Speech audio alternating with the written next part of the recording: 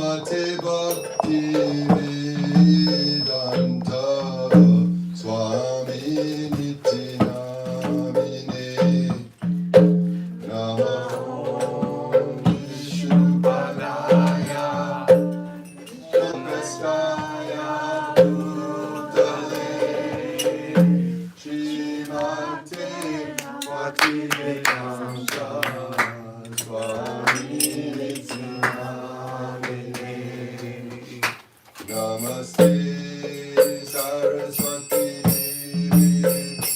Gauravani Pracharine Nirvisesha Shunyavadi Paschatyaji Shotarine Namaste Saraswati Devi Gauravani Pracharine Nirvisesha Shunyavadi Paschatyaji Shotarine Jaya Shri Krishna Chaitanya Prabhu Nityananda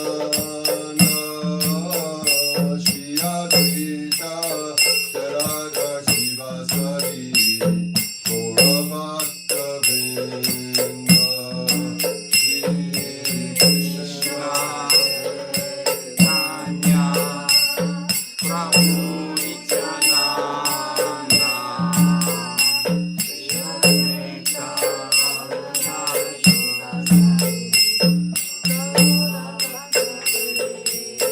Jaya Shri Krishna Chaitanya Prabhu Nityananda Shri Advaita Gadadhara Sivasadi Gaurabhakta Vrinda Shri Krishna Chaitanya Prabhu Nityananda Jaya Advaita Gadadhara Sivasadi Gaurabhakta Vrinda Jaya Shri Krishna Chaitanya Prabhu Nityananda Shri Advaita Gadadhara Sivasadi Gaurabhakta Vrinda Shri Krishna Chaitanya Prabhu Nityananda Shri Advaita Gadadhara Sivasadi Gaurabhakta Vrinda Hare Krishna Krishna Krishna Hare Hare Hare Rama Hare Rama Rama Rama Hare Hare Hare Krishna Krishna Krishna Hare Hare Hare Rama Hare Rama Rama Rama Hare Hare Hare Krishna Krishna Krishna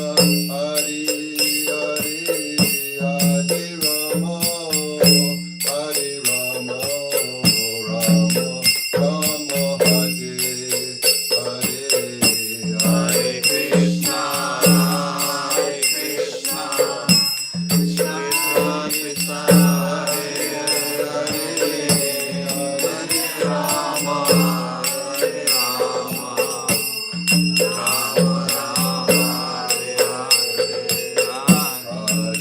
Hare Krishna Krishna Krishna Hare Hare Hare Rama Hare Rama Rama Rama Hare Hare Hare Krishna Krishna Krishna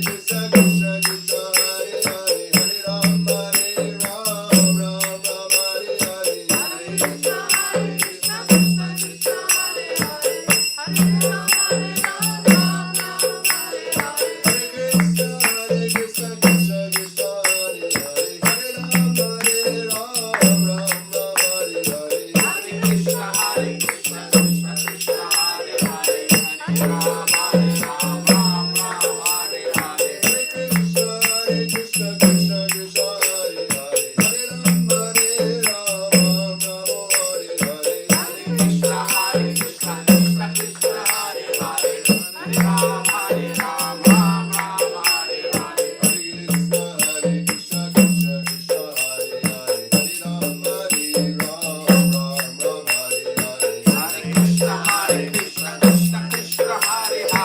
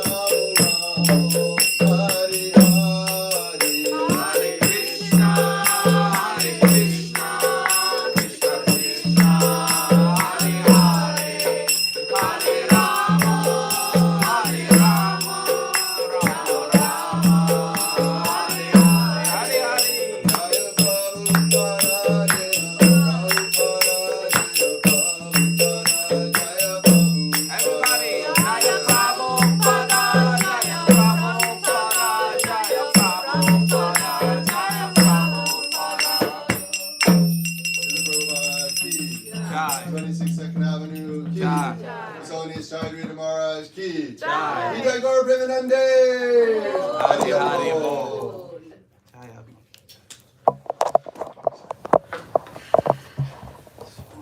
So I'd like to welcome everyone to 26th Avenue. This is the first Hare Krishna temple for the Hare Krishna movement. And Prabhupada, this is a statue or a murti of Srila Prabhupada. He established Hare Krishna movement here, and from there spread it around the whole world. And he's still here with us through his books and his teachings, and we realized that in the course of following his teachings. And every Saturday we get together here to engage in chanting Hare Krishna, which is the recommended process by Srila Prabhupada and according to the Vedas for realizing the ultimate goal of yoga, bhakti yoga, connecting with the Supreme Personality of Godhead with devotion. And so we study the Bhagavad Gita to help us understand how that's a fact, how it works, why it makes sense to us. And every Saturday we're going through the Bhagavad Gita verse by verse in order, and we have devotees leading us in the discussion each week. Today we're very fortunate to have His Holiness Jayadvaita Swami here, who will lead us in the discussion. So, and Jayadvaita Maharaj is a disciple of Srila Prabhupada, joining the Hare Krishna movement in the 60s, one of Srila Prabhupada's earlier disciples. More importantly than that, Maharaj has dedicated his life since then in a way that's demonstrated by so many great things he's done, including leading devotees in the Bhaktivedanta Book Trust, Back to Godhead magazine, teaching numerous classes, working with the Bhaktivedanta Institute, having disciples and teaching classes, and I will stop right there.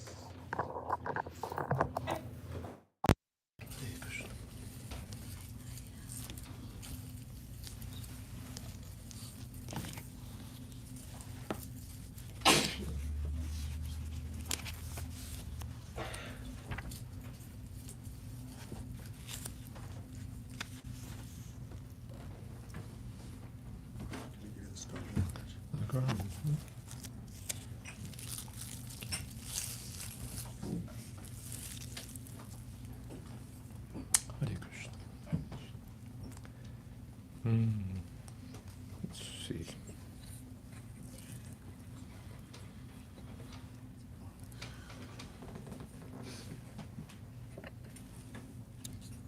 How is this? Not good enough.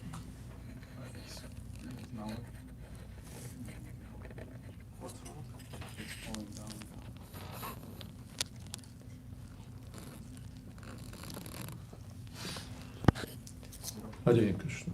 Is that all right? Yeah, you can hear. Your Okay. sound is good, Maharaj. Sounds good. Thank you. This is Bhagavad Gita as it is, 8th chapter, text 26.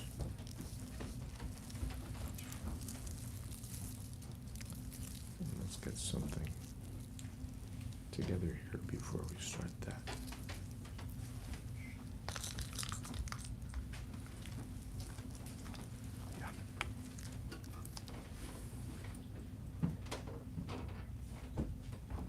Shukla Krishna Gati Yete Jagata Shashvate Mate Ekaya Yajana Vritim Anyaya Vartate Punaha. according to Vedic opinion, there are two ways of passing from the world. One in light and one in darkness.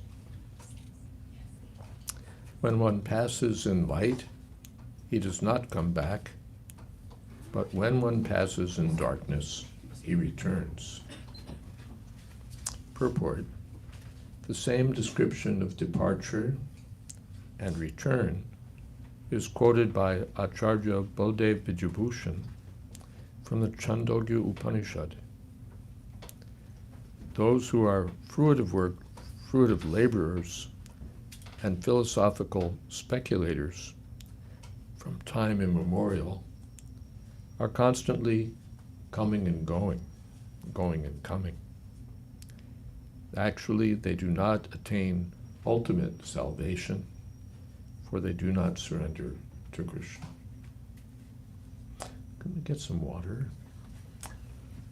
Om Jnana Timirandasya Gyananjana Shalakaya Chakshurn Militam Jena Tasmai Shri Gurave Namaha Shri Chaitanya Manobhistam Stapitam Jena Bhutale Swayam Rupa Kada Mahyam Tadhati Shapadantikam Pandehang Shri Guru Shri Jatapadakamalam Shri Gurun Vaishnavamscha Shri Rupam Shagrajatam Shahagana Raganatan Vitam Stam Sajivam Shadvaitam Shavadutam Parijana Sahitam Krishna Chaitanya Devam Shri Radha Krishna Padan Shahagana Dulita Shri Vishakhan Vitamscha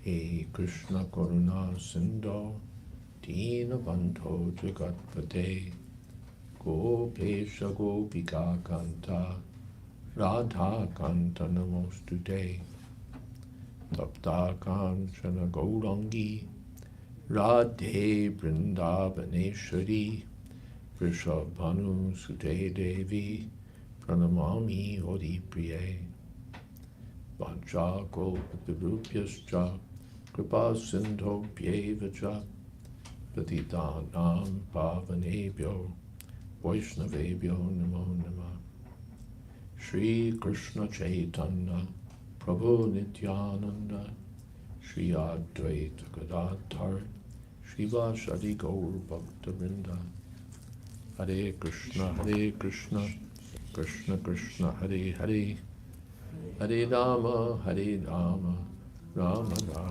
Hare Hare.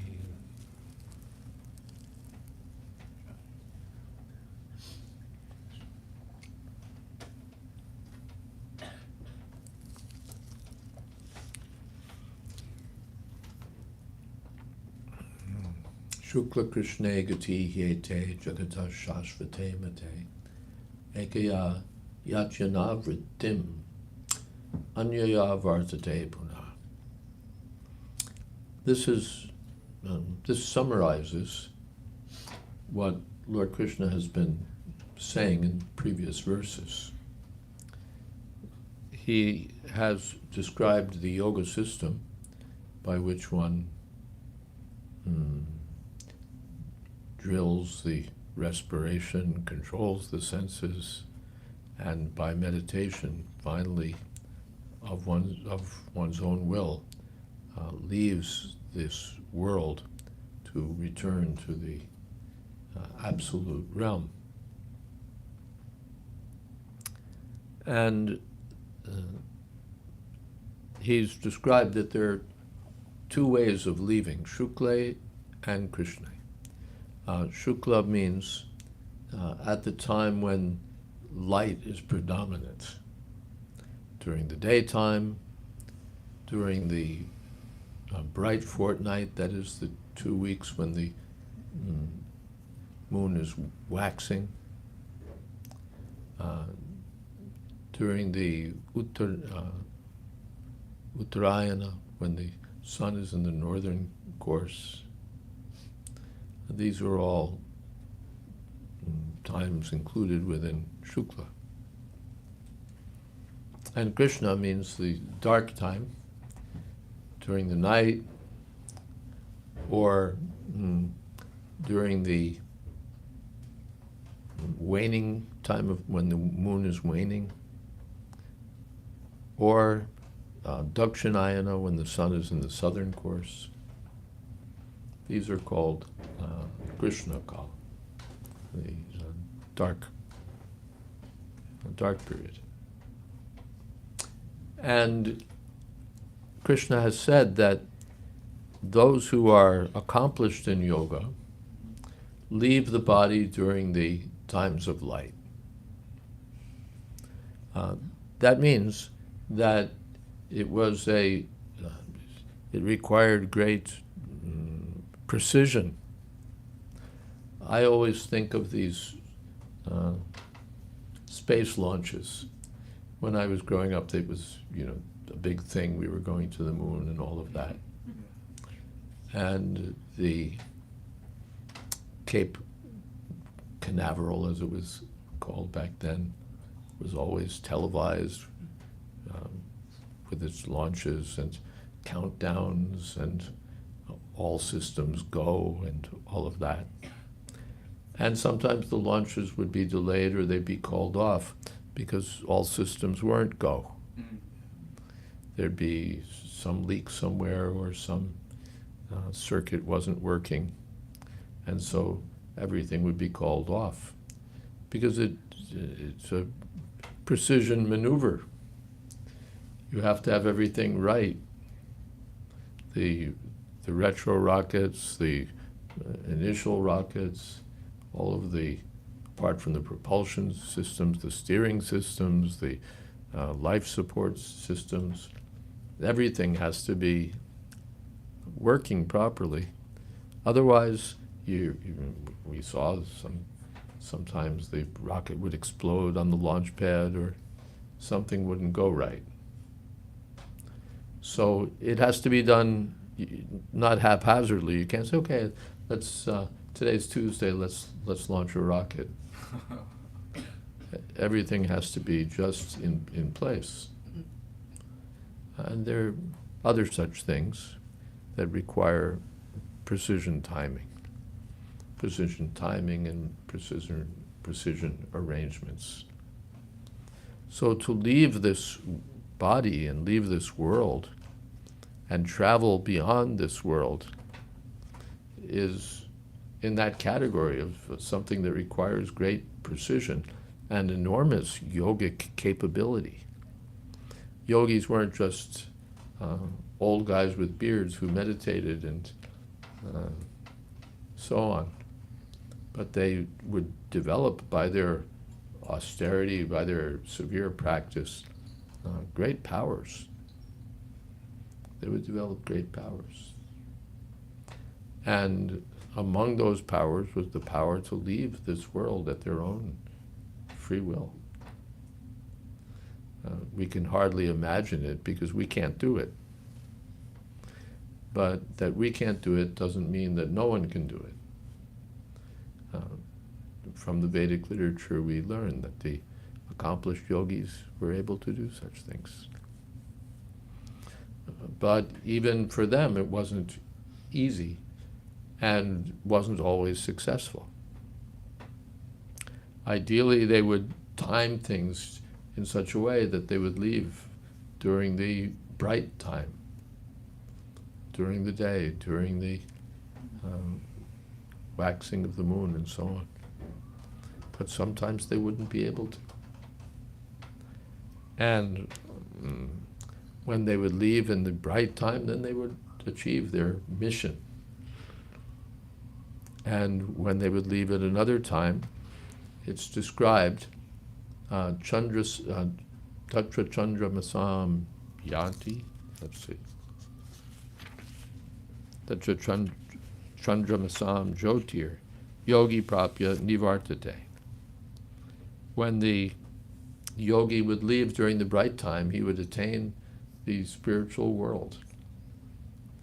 And if he left in the dark time, he would attain the moon. Chandra,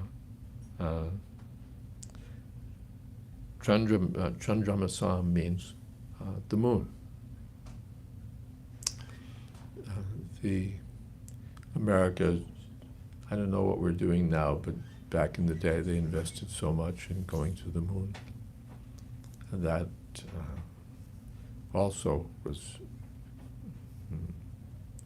I don't know how successful, but they 1969. spent a lot of money and they sent some rockets and some men. And they had to come back, of course, because going is one thing and staying is another. According to modern science, the moon is desolate. There are nothing there but rocks, really.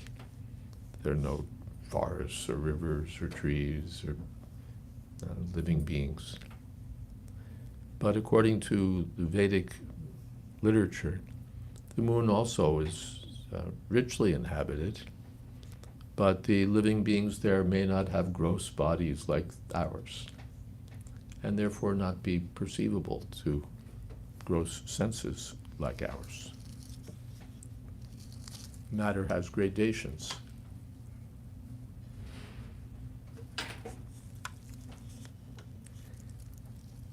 From gross, tangible matter to increasingly subtle levels, without getting, what's the word, ethereal about it.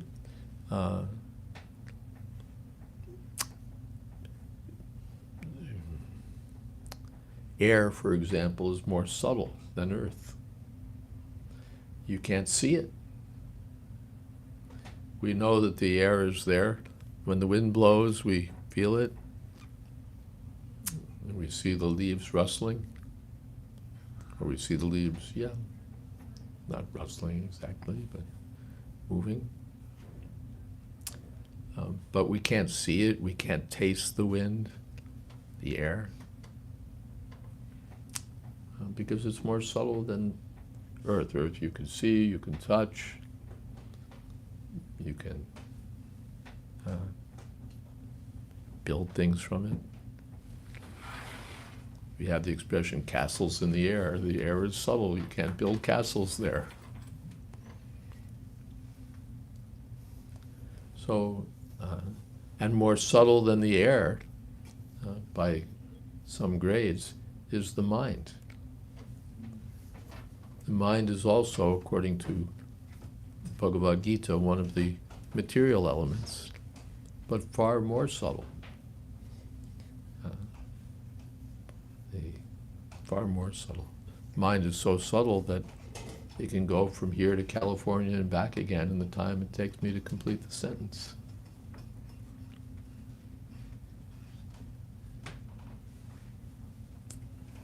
From mind, you get arrangements of everything else. Now they're making this storefront into a museum with pictures and with relics and with reproduction of what the place was like back in the 1960s. So that starts with the mind. Somebody has to think, let's do this, let's do this, let's do this. The mind, the intelligence, they're involved in doing that, and on the basis of the intelligence, we bring together the various ingredients for making a museum here. With the physical things, we put a bookcase here, and we put a record player there, and we put paintings here. So the grosser matter is arranged by the power, you can say, with the influence of the subtle matter, the mind and intelligence. So there are different material elements, and some of them are gross, some of them are subtle. So on the moon, there are also, according to Vedic knowledge, living beings, but in subtler form that we don't perceive with our present gross senses.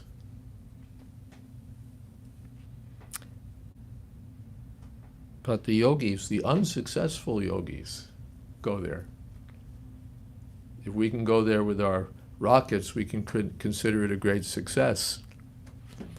The yogis who go there, it's what you call the booby prize.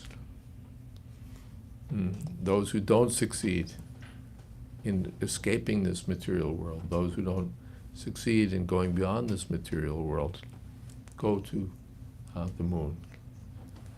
And it's described that they can live there for 10,000 years. For us, all these things sound like imaginations.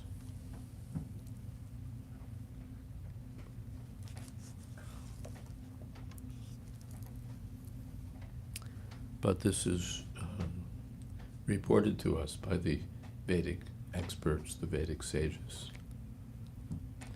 So, Lord Krishna says,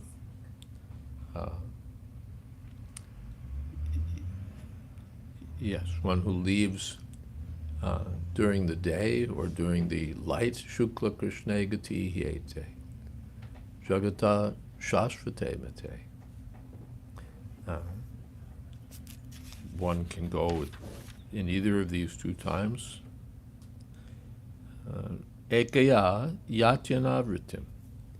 By one path, one achieves anavriti. Anavriti means liberation. Leaving at the end of this body, one doesn't come back. Otherwise, jatasvihi dhruvo mrityur, and dhruvam janma mritasya cha. In the Bhagavad Gita, Lord Krishna says that for one who's born, death is certain. And it's not, sometimes we hear this sort of, we hear an objection. Well, all right, if you believe it, it's true for you. You've heard that. Well, all right, I respect that it's true for you. That's sweet and pleasant and accommodating and polite, but it doesn't really make much sense. Well, if you believe that we all have to die, then it's true for you. No, it's an objective fact. It's an objective fact. For everyone who's born, death is certain. Not that, well, if you believe it, you don't believe it, still you'll die. And Krishna says, and dhruvam janma mritasya cha. For one who dies, birth is certain. So we may accept that or not accept it, but it's either true or it's not true. It's not that, well, it's true for you. I respect that it's true for you. No, either it's true or it's not. Either things work that way, like what goes up must come down. It's not like, well, if you think so, then it's true for you.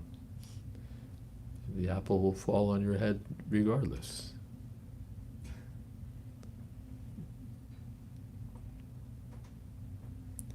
So Lord Krishna says, for one who's born, death is certain, and for one who dies, birth is certain. That means after leaving this body, one goes on to take another body.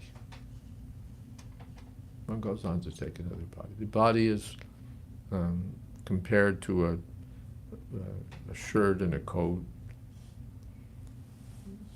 Now I'm wearing this shirt under here someplace. Or let's take the sweater. So I'm wearing this sweater. But at some point I'll take off the sweater. Maybe it'll get old and tattered and someone will give me a new sweater. So I'll toss the old one and I'll put on the new one. I'm the same person, but I'll change the dress. So Lord Krishna says that this body is also like a dress. And when this body becomes useless,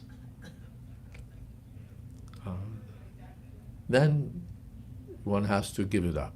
It can no longer function, and one has to give it up. But after giving it up, one takes another body, according to the consciousness one has cultivated in this life. If one has cultivated higher consciousness, one can go to a higher destination. Lower consciousness, the lower destination. And this is part of what nature does, just as nature imposes old age on us. So nature imposes birth and death. We may want it or not want it. We're obliged to accept it. And according to our consciousness, we see that there are so many different kinds of living beings, and with different facilities. Some of them can swim all the time, have to swim all the time. Some of them can fly. Some of them can flit about on the flowers and drink nectar from the flowers. Some live in places where there's feces, and that's what they eat.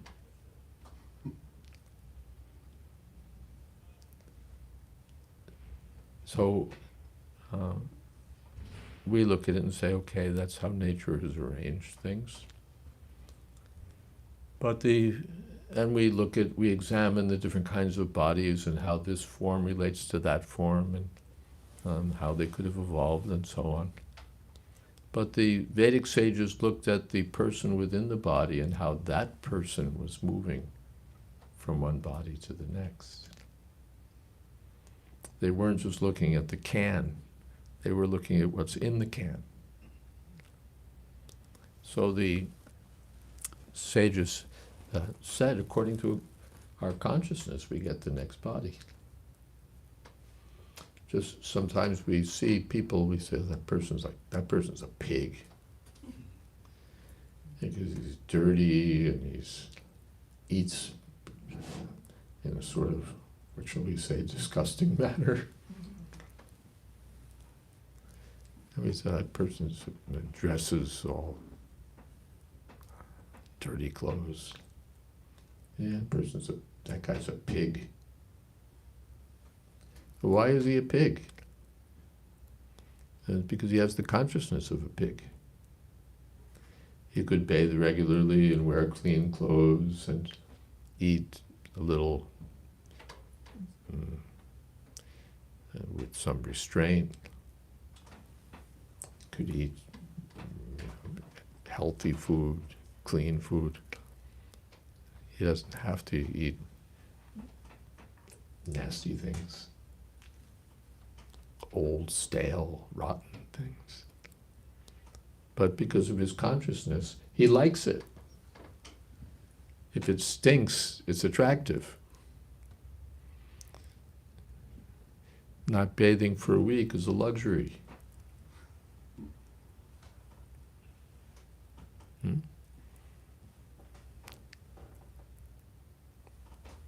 He has that consciousness.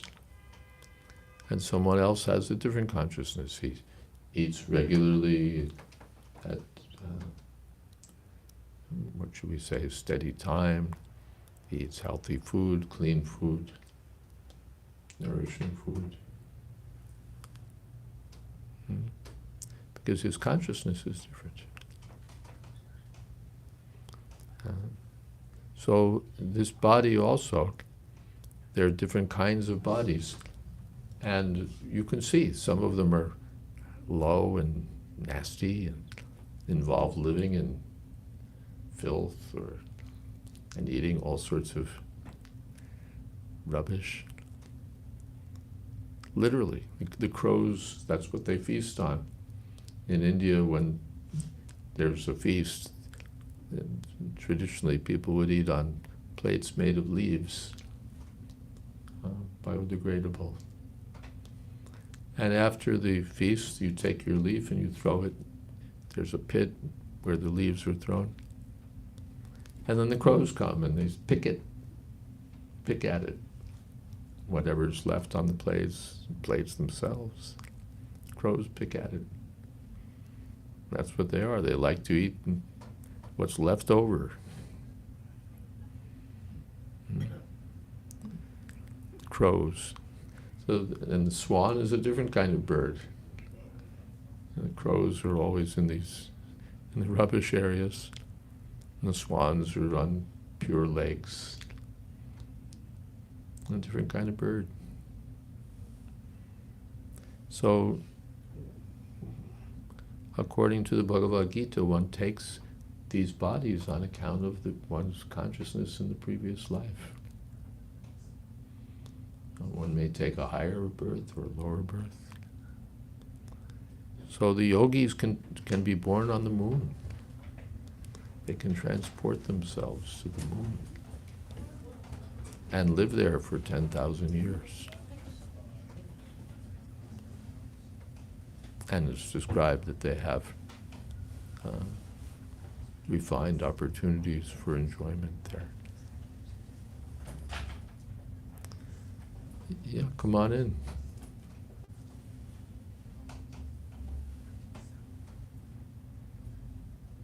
Hare Krishna.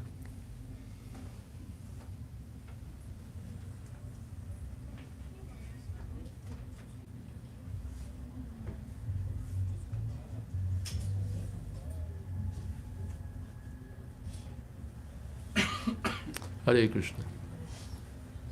Jai.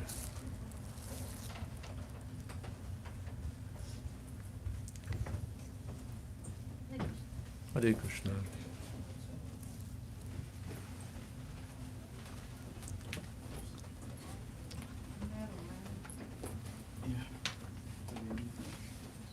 So the yogis could be born or could transport themselves to the Chandraloka, the moon. But those were the yogis who were less successful. The perfect yogis would go far beyond the moon. Even if you go to the moon, nature arranges things in such a way.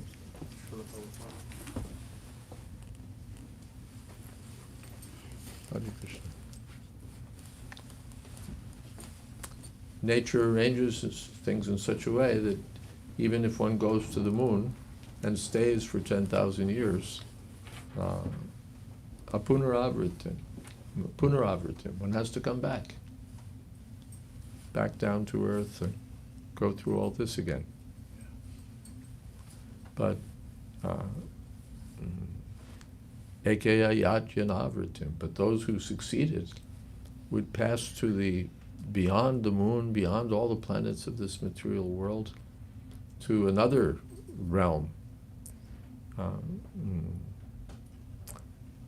sanatana, to a world where everything is permanent, where nothing deteriorates, where nothing perishes, and where one can live forever. Actually, we live forever anyway. The Vedic literature says, Najayate mriyate va kadachit. For the living entity within the body, there's no birth or death. The body always undergoes birth and death. It's the nature of the body. But the consciousness within the body persists. Just as in this body we had childhood form, we get a young man's or young woman's body, and you get an old body like mine. So the body changes. Or looking at it from another perspective, we change from body to body. But the we remains the same we. I remember when I was a child. I remember when I was a young man. I don't remember your childhood. You don't remember my childhood. Because I'm one conscious living being, you're another conscious living being. I have my experience, you have your experience. But it's persistent. Throughout this life, there's, of course, I forget so many things also, more every day. But even I remember that I forgot. So consciousness is continuous. But matter itself is not. It comes and goes. So as we're living in a world where everything comes and goes, but from Bhagavad Gita we understand there's another world where that doesn't apply, where everything's permanent. We can't test it by our telescopes or space probes, but we can understand it from the wisdom of the Vedic sages.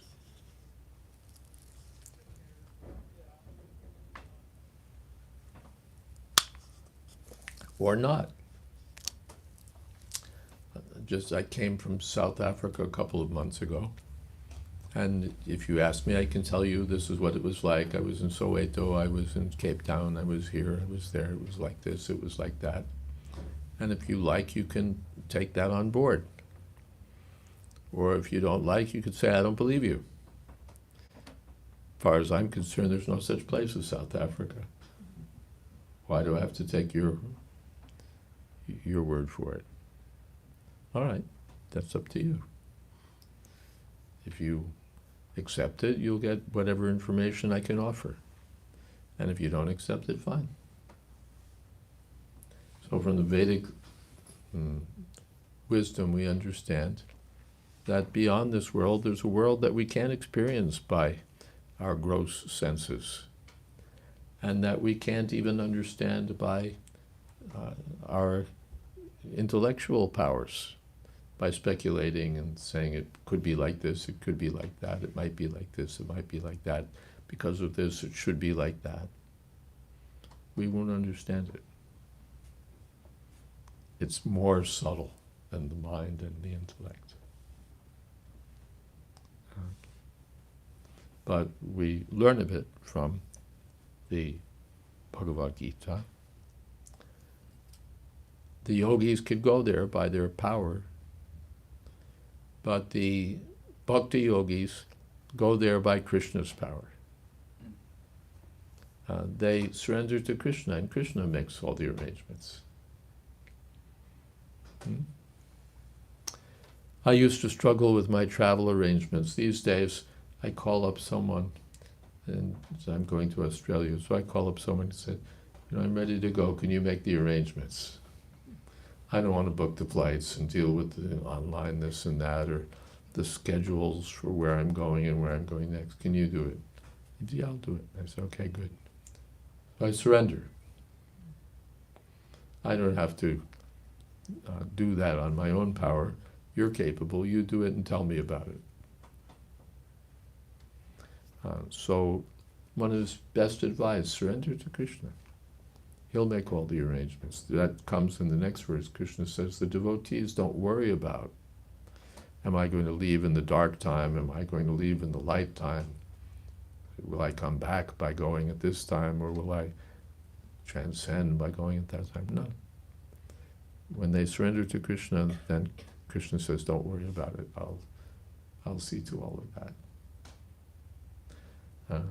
So the conclusion is that one should become Krishna conscious, and finally, at the crucial time of leaving this body, if one is conscious of Krishna, one doesn't have to come back to this cycle of birth and death. Mameti, one goes back to Krishna. Maybe I'll stop there, see if there's some questions or discussion. Yes? So, when the unsuccessful yogis go to the moon, just like how Krishna consciousness is in the light, enlightenment, the the moon itself is also reflecting that knowledge, but is ultimately still an illusion, so you're grasping. It's ultimately, An illusion? no, No? well, an illusion in what sense? In the sense that, like,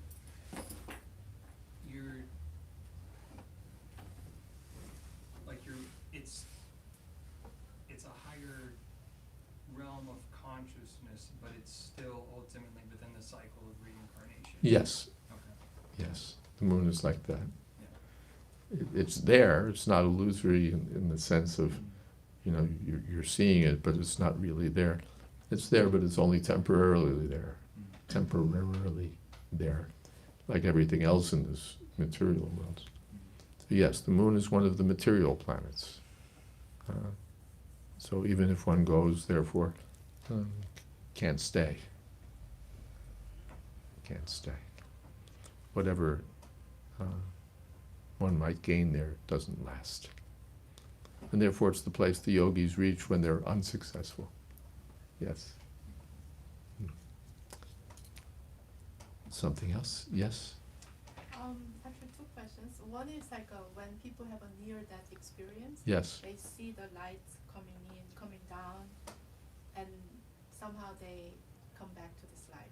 Yes. So I want to hear more about that. And the second question is. Well, let's do one at a time Yeah. because, as I mentioned, I have a tendency to forget things in my old age. So Except for Krishna.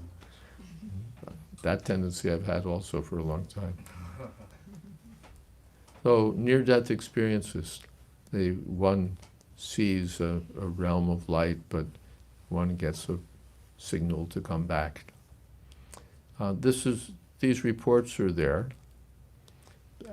Actually, if you read more into the literature, you find that these are sort of this typology, this kind of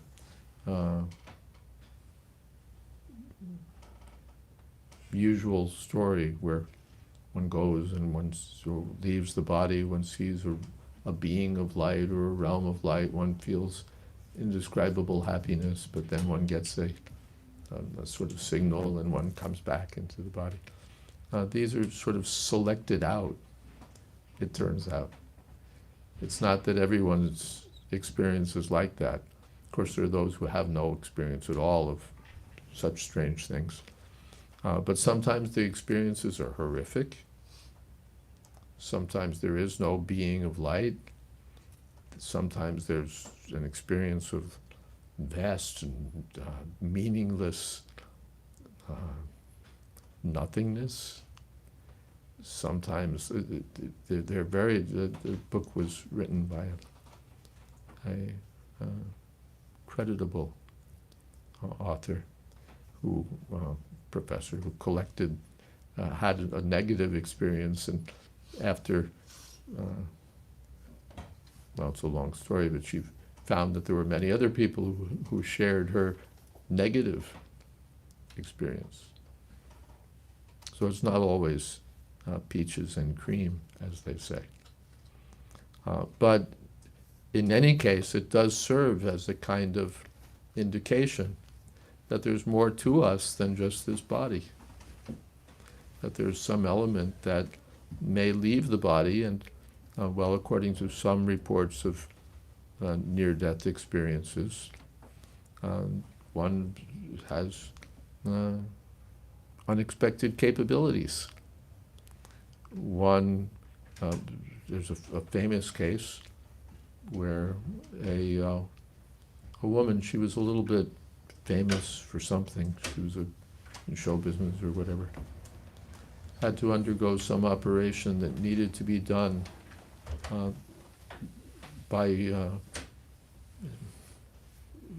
in a frozen state, essentially, that the body would be put into a sort of frozen condition, and essentially the everything would stop. All the usual bodily functions would stop. And in that state, the surgery could be performed. And so they arranged everything and they wired her all up. You know how it is in these hospital situations. They're monitoring everything and everything. And so it was with her, and they performed the surgery, and it was successful. She survived. But afterwards, she told about what was going on. And the doctors were doing this, and there was this, and there was that. And the things she was describing took place at a time when, according to the instruments, her brain wasn't functioning. Her senses weren't working. She was, literally out cold. Sometimes the people have reported events that were, veridical, that were true, that were verifiable, and which they shouldn't have known about. So these are all indications that there's more to us than just the known physical processes. That consciousness has special properties that ordinary matter doesn't afford us. Well, this we can pick up from the near-death experiences. Other things too, but I'm just highlighting something. Is that okay? Yeah. So the second question was, from that experience, some people experience the light, but those people not necessarily practice yoga or not No. necessarily religious, but they are on the path of light versus darkness. Yeah. So how? Some subset of people have these experiences, and some subset of them have positive experiences. Maybe they're the majority, I don't know. But yes, it's not that everything depends on yogic practice. But then again, it's a near-death experience for them. They don't even die and go to the moon. They have an experience for a few moments or a few hours, and then they come back. So therefore we call it a near-death experience. The death experience we don't get reports about, at least not firsthand.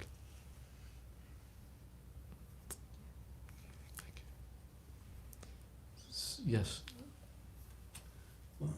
Marge, I have a question about this verse as well as the verse, I guess, preceding it. So,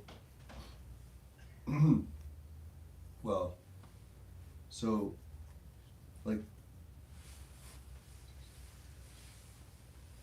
one passes in the light, he does not come back. One passes in darkness, he returns. I don't, admittedly, I don't know too much about the science of all these different, this is very interesting stuff, the way that one can pass. But one might think that there's a 50% chance that one passes in the light. And then the prior verse, we're on text 25. The mystic who passed away from this world during the smoke, the night, the fortnight of the waning moon, or the 6 months when the sun passes to the south, reaches the moon planet, but again comes back. So now it seems like there's many options for how you come back. And then, sorry, Mark, but then 24, there's many options for when you can attain the Supreme by passing away from the world or the influence of the fiery God in the light at an auspicious moment of the day, during the fortnight of the waxing moon, or during the 6 months when the sun travels in the north. So, I mean, I'm thinking that... Is it cumulative or is it... I'm thinking it's and. Yeah. Marge. The way I look at the text and the way that Srila Prabhupada seems to comment on it, it looks like it's and. Okay. That one needs to meet all the qualifications. But we'd have to look closely at the text and the commentaries and see what's there. It's also worth noting that it's certainly not sufficient to leave at these auspicious times. It's not that half the people are going to leave while the sun is in the northern course, so that half is going to go back to Godhead. It doesn't work like that. If they meet other criteria, then they can go. Yeah, and Maharaj, I don't, at least in the word for word, and I understand Sanskrit analysis doesn't begin and end with looking at the word for word, but there's no conjunctive for the word and, neither is there a word for word reference to the word or either. Right. So it looks like it's a list of different options. Yes. We could look and see what the commentators say. Sometimes they say different things. But in any case, the idea is that the yogi has to leave at a particular fortunate time. He may not leave at the right time just on this. He doesn't know, if he's not expert enough, what the right time is. We're scratching our heads a little bit. Yogi's probably better informed, but he may also not quite know everything. Then he leaves at the wrong moment somehow, or by some happenstance. It's a very mechanical system, Ashtanga Yoga. And if you don't get it right, you don't get it right. That's the way mechanical things are. But the devotee just depends on Krishna's mercy, which is not mechanical. And so Krishna makes the arrangements. And the devotee doesn't worry, therefore. Will I leave at this time, and will I leave at that time? Anytime. Mm-hmm. Yes? Thank you, Maharaj, for being here. It's always a pleasure. I love the way you teach. It's too direct to detail. I want to ask you, like you mentioned about consciousness. It's like I had like different thoughts about it. Like yes, we have consciousness, but the way you described it was very interesting. There's like our consciousness, the way we consciousness dictate how we are thinking, our habits, everything. It dictates everything, and how we are in this lifetime. Of course. Because usually people think like, well, our mind, like our habits dictated our thoughts and vice versa. But here you talk about how from consciousness. Well, thoughts means consciousness, finally. So that means without consciousness, you're not going to have thoughts. Yeah.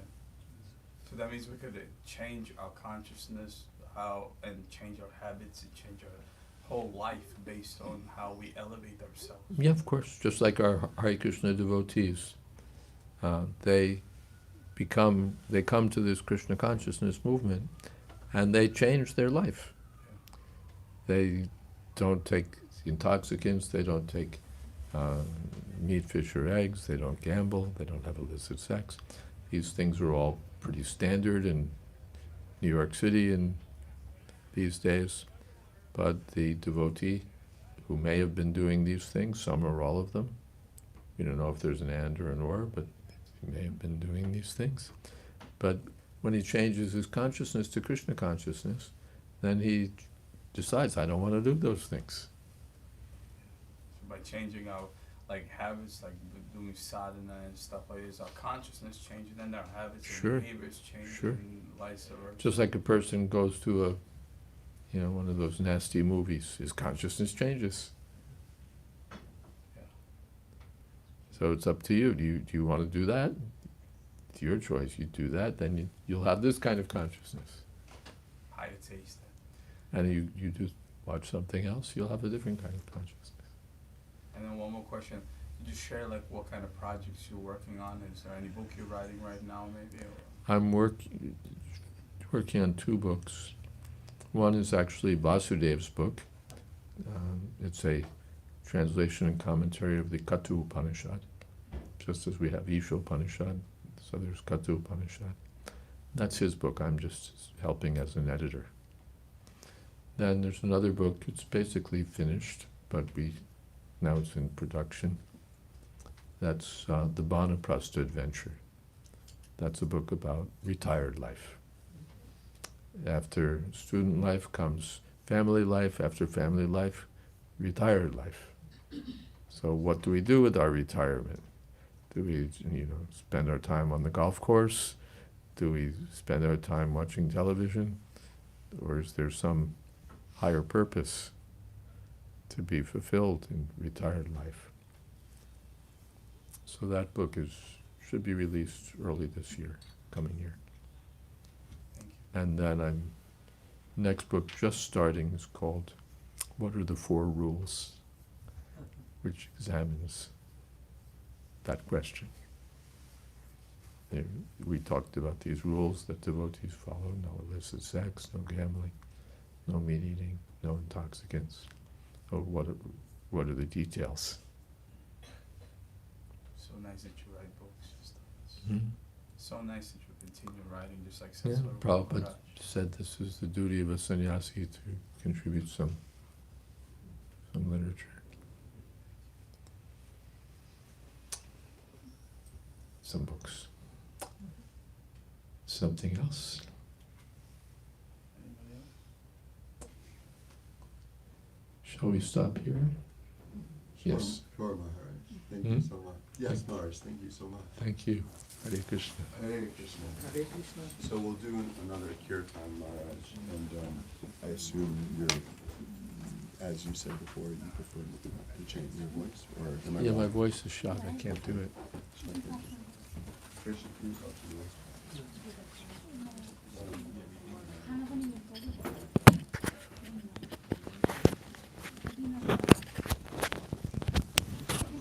Hare Krishna.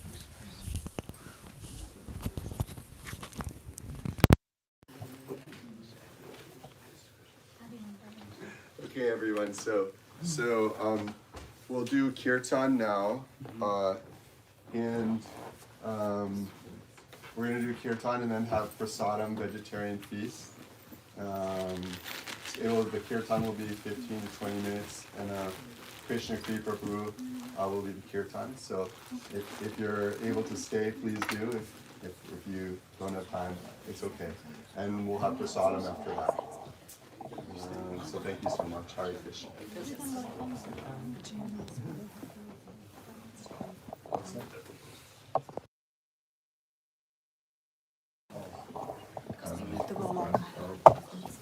And Maharaj has a book right here, about kirtan. Other books are being published. This one is published. So if you'd like a copy, I have 2 or 3 copies.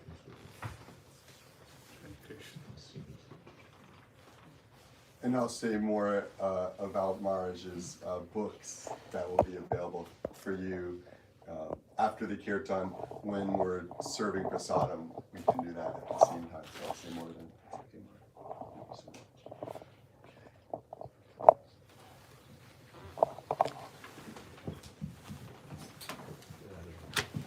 Why are you taking the mic? You're gonna be sitting down or sitting? Oh, I see. Sitting down?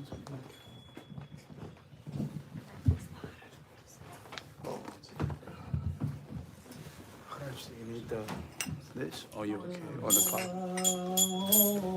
Om Vishnu Padaya Krishna Prasthaya Bhutale Srimate Bhakti Vedanta Swami Iti Namine Vishnu Padaya Krishna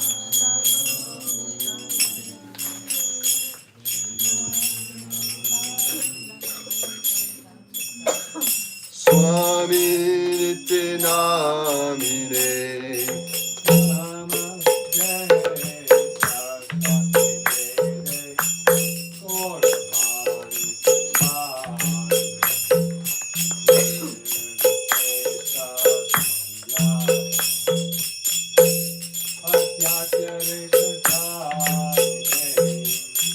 Namaste Saraswati Deve Gaurvani Namaste Saraswati Devi Gauravani Pracharine Nirvishesha Shunyavadi Paschatya Dishatari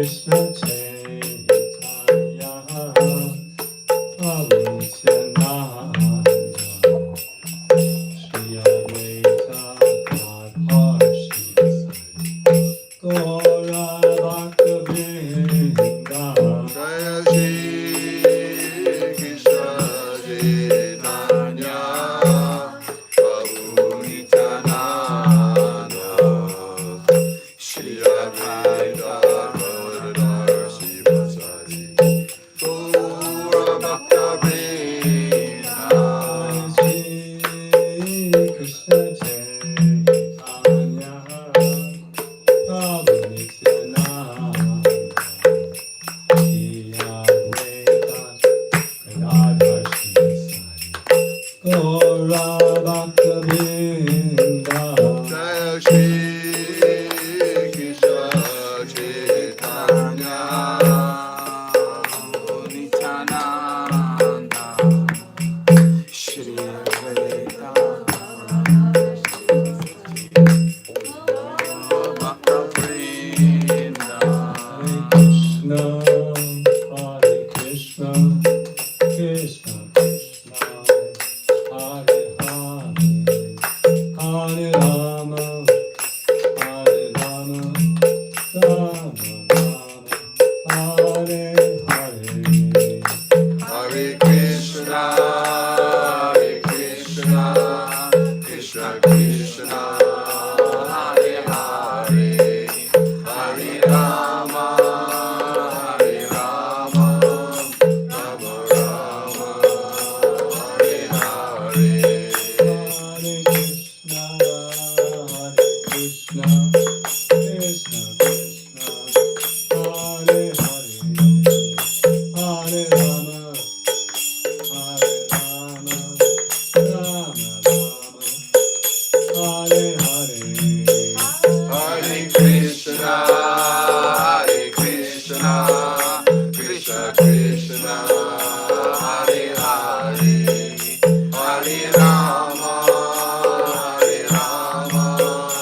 Rama Rama, Hare Hare. Hare Krishna, Krishna Krishna, Hare Hare, Hare Rama, Rama Hare Hare. Hare Krishna, Krishna Krishna, Hare Hare, Hare Rama, Rama Rama, Hare Hare. Hare Krishna, Krishna Krishna, Hare Hare, Hare Rama, Hare Hare.